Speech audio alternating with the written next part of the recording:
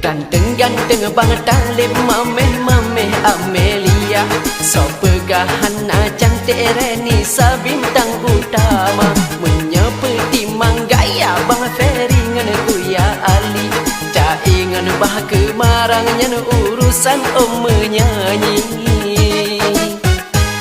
Sabah kisah lam film detal bintang utama, dalam Dava Production darah baru lun ke tema Bang Awi so